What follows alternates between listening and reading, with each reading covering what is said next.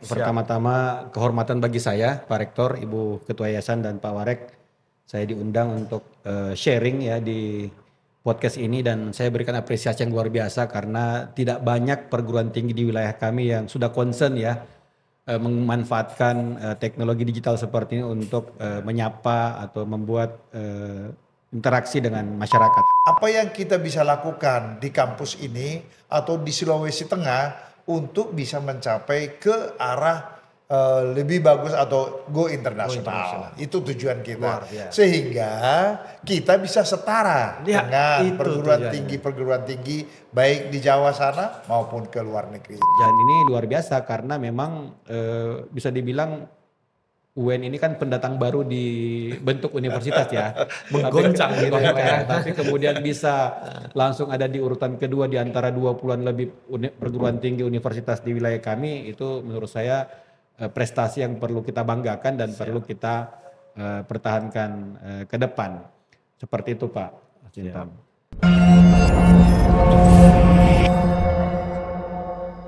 Selamat siang Sobat UEN, terutama buat penggemar UEN Media dimanapun berada. Saat ini adalah hari yang luar biasa karena pada hari ini kita telah kedatangan Bapak Kepala Lembaga LL Dikti 16. Selamat datang Bapak. Terima kasih Pak Munawir. Dan juga hari ini juga di perbincangan santai podcast kita ini ada juga dihadiri oleh Bapak Rektor dan juga Ibu Yayasan yang senantiasa selalu mendampingi dan mendukung kita dalam upaya pengembangan di UEN. Nah, apa kabar Pak? Alhamdulillah sehat Pak Warek. Siap. Pak Rektor aman? Ya aman. Ibu Yayasan luar biasa ya. Nah, Pak Kalem, bagaimana perjalanan dari Gorontalo ke Palu, Pak? Kali ini tidak begitu lelah ya karena naik pesawat Pak ya. Tapi kalau naik mobil biasanya jet lag. 12 jam lumayan. Baik Pak. Nah kebetulan hari ini teman-teman Pak Kalem ikut dalam rangka pendampingan untuk pembukaan Prodi S1 Kebidanan beserta profesi. Tetapi kita mau wawancara nih, jadi kita todong nih Pak Kalem nih di sini nih untuk ngikut di podcast kita. Pak Kalem, izin bertanya Pak Kalem. Boleh. Jadi sesuai dengan tema kita, peran LL Dikti terhadap pengembangan PTS di Sultenggo di bawah kepemimpinannya Bapak, terutama di Universitas Widya Nusantara yang berada di wilayah Sulteng. Kebijakan apa Pak yang biasa, yang atau mungkin telah agar teman-teman juga tahu di luar sana, yang dikeluarkan oleh LL Dikti secara langsung yang berdampak terhadap peningkatan kualitas dan daya saing? Ya. Terima kasih Pak Warek. Pertama-tama kehormatan bagi saya, Pak Rektor, Ibu Ketua Yayasan dan Pak Warek. Saya diundang untuk sharing ya di podcast ini dan saya berikan apresiasi yang luar biasa karena tidak banyak perguruan tinggi di wilayah kami yang sudah concern ya memanfaatkan teknologi digital seperti ini untuk menyapa atau membuat interaksi dengan masyarakat. Ini hal yang sangat baik dan mudah-mudahan bisa ditiru juga oleh perguruan tinggi yang lain. Pertanyaan Pak Sintong tadi terkait kebijakan, namun kalau boleh saya menyampaikan kami di LL Dikti wilayah 16 khususnya, kami kan merupakan lembaga yang dibentuk berdasarkan Undang-Undang Pendidikan Tinggi, Undang-Undang Nomor 12 Tahun 2012 yang tujuannya itu sebagai fasilitator peningkatan mutu penyelenggaraan pendidikan tinggi. Jadi memang tugas kami adalah memastikan kampus-kampus yang ada di wilayah kami itu senantiasa membangun budaya mutu dan meningkatkan kualitasnya. Nah kalau dari kebijakan, sebenarnya kami tidak membuat kebijakan ya, kami tidak membuat peraturan, tidak membuat aturan main. Kami lebih kepada mengamankan atau menjalankan kebijakan yang dibuat oleh Pak Menteri dalam bentuk peraturan-peraturan Menteri. Jadi mungkin yang lebih tepatnya strategi apa yang kami lakukan. Tentu saja kami ingin memastikan semua perguruan tinggi memahami aturan-aturan yang terbaru dari kementerian. Misalnya yang saat ini baru dirilis kurang lebih 1 tahun yang lalu yaitu Permendikbud nomor 53 tahun 2023. Di situ banyak aturan main yang baru yang sebenarnya memberikan keleluasaan atau fleksibilitas ya bagi perguruan tinggi dalam proses pembelajaran. Nah tentu saja dengan mengikuti aturan-aturan yang terbaru, perguruan tinggi kemudian bisa menyesuaikan dirinya dengan kebutuhan di luar sana, di lingkungannya, dan kemudian secara tidak langsung otomatis juga mengalami peningkatan mutu dan daya saingnya. Nah itu tugas kami memastikan perguruan tinggi kita on the track ya. Dan sekarang kalau dengan peraturan yang baru tadi kami lebih fokus melihat atau meningkatkan mutu program studi. Karena program studi itu sekarang memang masih ada stratifikasinya ya. Beda dengan perguruan tinggi di mana perguruan tinggi nanti hanya akan ada 2 status. Terakreditasi dan tidak terakreditasi. Namun untuk di level program studi itu masih ada kemungkinan bagi perguruan tinggi untuk mendapatkan status atau peringkat unggul atau internasional. Nah sekarang berarti kalau kami melihatnya, karena kalau untuk institusi semua sama ya, semua bisa sudah terakreditasi, karena kalau tidak pasti udah kita cabut izinnya. Tapi untuk program studi supaya kemudian punya positioning di mata masyarakat, kami akan dorong termasuk UEN. Di UEN harus ada prodi yang kemudian diproyeksikan ke depan untuk mendapatkan peringkat unggul atau bahkan peringkat internasional. Jadi jangan cuma puas dengan peringkat atau status terakreditasi saja. Seperti itu Pak Warek. Biasa informasinya Bapak, terima kasih. Ya diharapkan juga kita terus bisa dipantau terus dengan Pak Kalam, jangan segan-segan untuk memberikan kritik. Lalu selanjutnya Pak, ini banyak nih pertanyaan. Karena kita sudah melempar pertanyaan. Mumpung ada di sini tanya sama aja. Betul Pak. Nah, dalam sisi aksesibilitas nih Pak, apakah ada program khusus nih dari LLDikti 16 yang bertujuan untuk meningkatkan aksesibilitas mahasiswa dari berbagai latar belakang sosial ekonomi untuk masuk ke Universitas Widya Nusantara? Kalau aksesibilitas itu kan, jadi begini, kami sebenarnya target kita kan meningkatkan jumlah penduduk Indonesia yang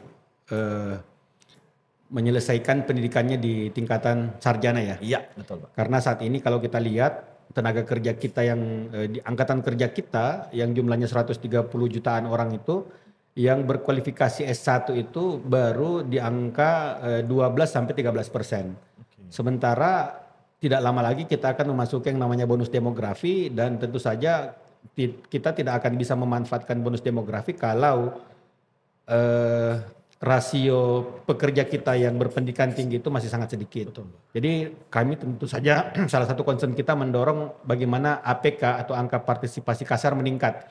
Dan ini tidak hanya bisa kami lakukan dengan mengandalkan perguruan tinggi negeri Pak Sintong, Pak Rektor. Ya, karena kalau perguruan tinggi negeri misalnya di Palu ini hanya ada Universitas Tadulako, ada Universitas Islam Negeri Dato Karama. Ya. Tapi kalau hanya itu kan tidak, daya tampungnya tidak bisa lebih luas. Jadi kami memang berterima kasih kepada perguruan tinggi swasta, kepada yayasan yang sebenarnya menyelenggarakan PTS itu membantu pemerintah memberikan akses kepada masyarakat untuk kuliah, untuk menikmati jenjang pendidikan tinggi. Nah tentu saja kita tidak bisa pungkiri banyak mahasiswa kita yang berada di bawah level kemiskinan ya atau kurang sejahtera.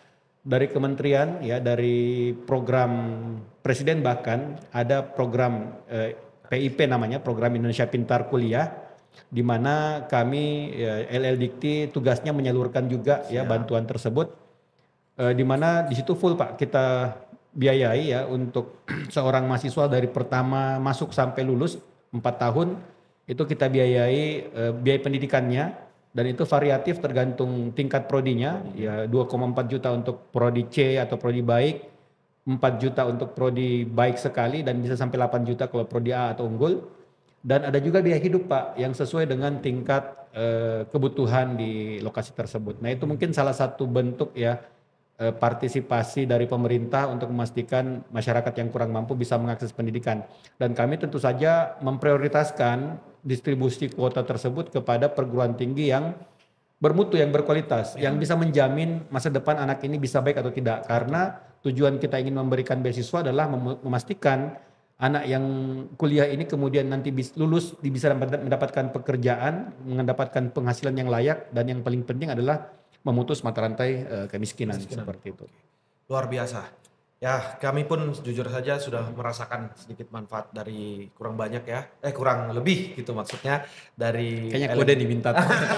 Sebenarnya seperti itu teman-temannya.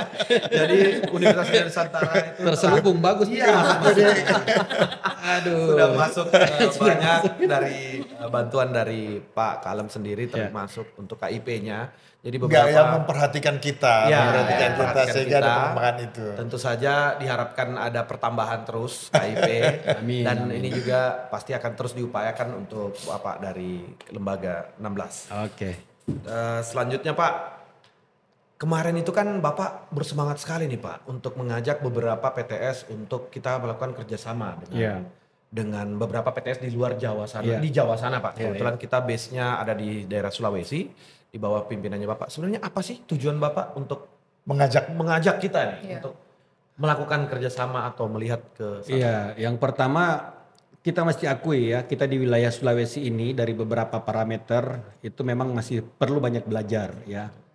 Jadi salah satu yang utama itu adalah kita melihat praktik baik ya dari teman-teman perguruan tinggi yang ada di Jakarta, yang ada di Jawa, bagaimana mereka mengelola PTS sehingga kemudian bisa punya daya saing, ya, bisa diminati oleh masyarakat.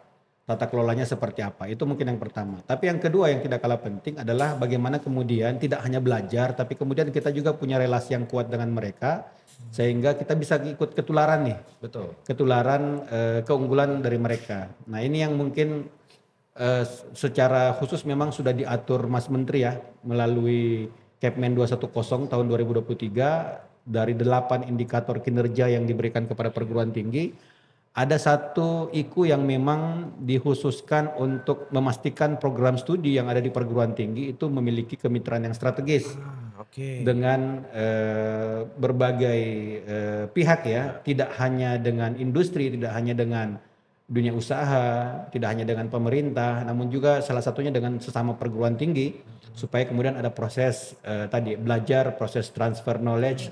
Dan kita harapkan ada kerjasama yang terbangun yang positif ya, yang kemudian bisa menguntungkan tidak hanya kita, namun juga kerja dari mitra kita seperti itu Pak. Dan itu memang tugas kami juga. Artinya memang Pak Menteri dan Ibu Sekjen meminta kami LLDikti menjalankan fungsi hub kerjasama ya. Jadi kami ibaratnya semacam macomblang ya, melihat maklah atau matchmaker ya. Biro jodoh ya, mempertemukan antara perguruan tinggi dengan mitra-mitra, dan tidak hanya perguruan tinggi Pak Sintong, kemarin juga kegiatan multi stakeholder dialog juga itu kita mempertemukan perguruan tinggi dengan mitra-mitra industri yang tujuannya memang tadi ingin harapannya kualitas dari perguruan tinggi kita mengalami peningkatan dengan bantuan atau kolaborasi dengan pihak-pihak lain yang sifatnya strategis seperti itu. Nah, gimana nih Pak Rektor? Kan Bapak salah satu bagian dari program Pak Kalem yang ikut menghadiri waktu terjadi kejadian MOU. Bagaimana Pak pendapat Bapak? Apakah bertambah dari sisi network atau apa hal yang dirasakan sebagai pimpinan di UEN terkait kebijakan yang sudah dilakukan?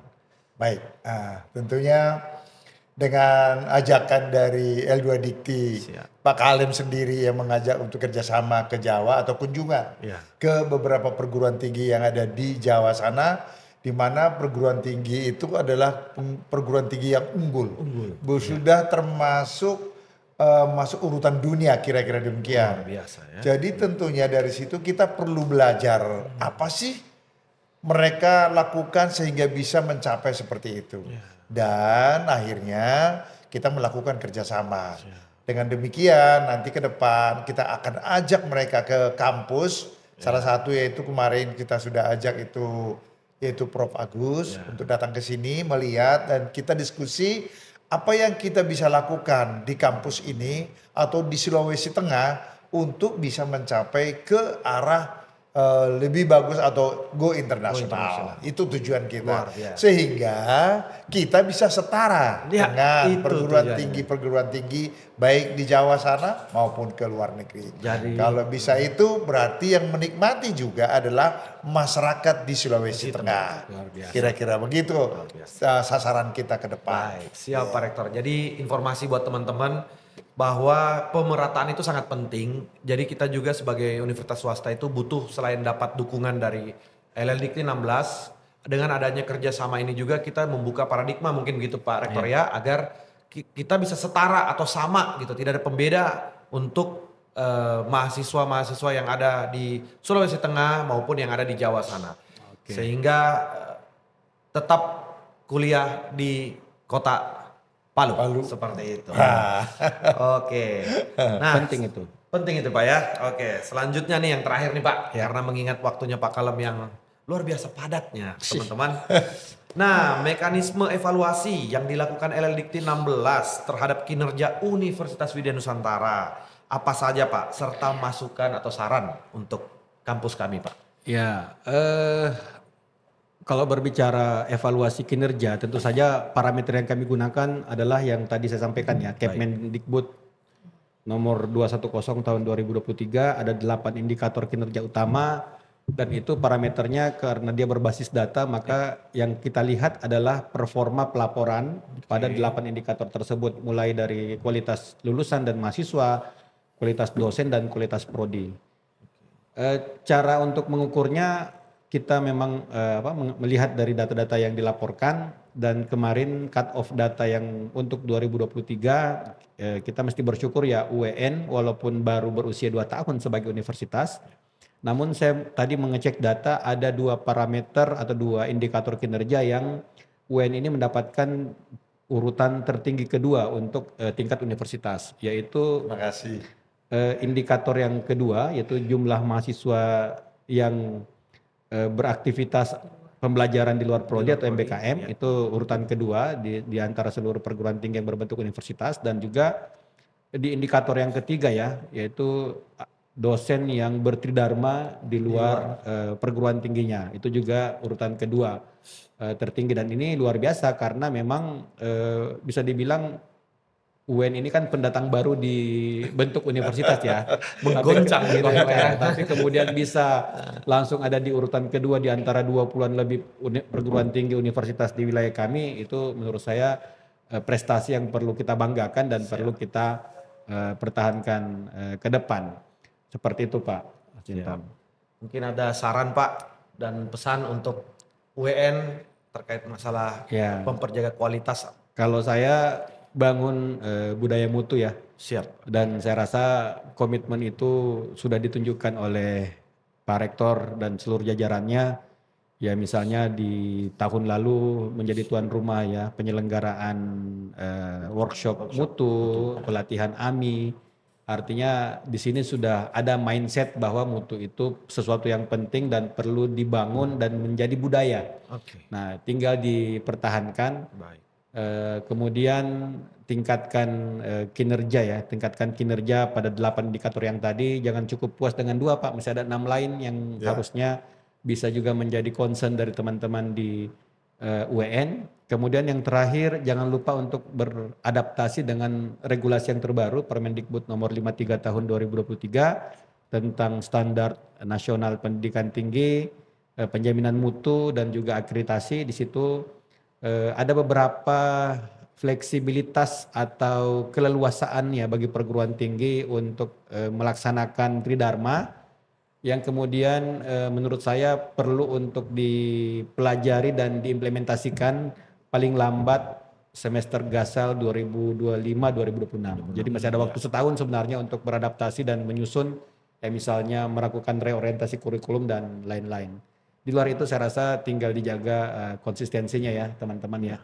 Apalagi tadi mudah-mudahan dengan hari ini kita menghadapi visitasi prodi kebidanan ya, mudah-mudahan dengan terbukanya nanti prodi kebidanan dan profesi, student body juga meningkat. Ya, dan tentu saja keleluasaan perguruan tinggi dalam pengembangan dan inovasi itu juga lebih maksimal kalau student body-nya juga besar. Baik, seperti Pak. Itu. Terima kasih Pak. Sama-sama. Jadi teman-teman luar biasa sekali, tentu saja kita sudah mulai ada gambaran nih bahwa pengurusan sebuah perguruan tinggi itu tidak segampang itu. Jadi banyak regulasi, terutama tadi dari pesannya dari Pak Kalem yaitu terkait masalah mutu. Hal-hal ini yang kadang-kadang masih tidak terlalu di-concern sama beberapa PT, tetapi di Universitas Widya Nusantara itu menjadi concern utama kita teman-teman. Jadi jangan ragu untuk berkuliah di Universitas Widya Nusantara. Dan tentu saja ini semua pengembangan ini oleh sentuhan tangan dingin Pak Rektor yang sebagai pimpinan kita dan juga dukungan full Pak dari Ibu Yayasan sehingga segala sesuatu terorganisir dengan baik, Pak. Alhamdulillah. Jadi semoga kedepannya Bapak tidak kapok-kapok untuk terus main ke kami, Pak. Pengembangan WN Media juga akan terus kita kembangkan sehingga nanti bisa menjadi yang terdepan di Sulawesi Tengah. Di Dan Indonesia dong? Juga di Indonesia. Oke. Untuk go internasional. Terima kasih banyak Pak untuk waktunya. Terima kasih Pak Rektor, terima kasih Bu Yayasan. Dan sampai jumpa teman-teman yang selalu memantau di media UEN. Jangan lupa di follow, di subscribe, didukung, di like. Sehingga kita bisa menjadi sebuah edukasi entertain. Jadi untuk pengembangan informasi terkait edukasi perkuliahan. Terima kasih, sampai jumpa, salam sejahtera, salam Pancasila, salam cerdas. Oke. Keren, Pak. Keren. Oke. Luar biasa. Oke.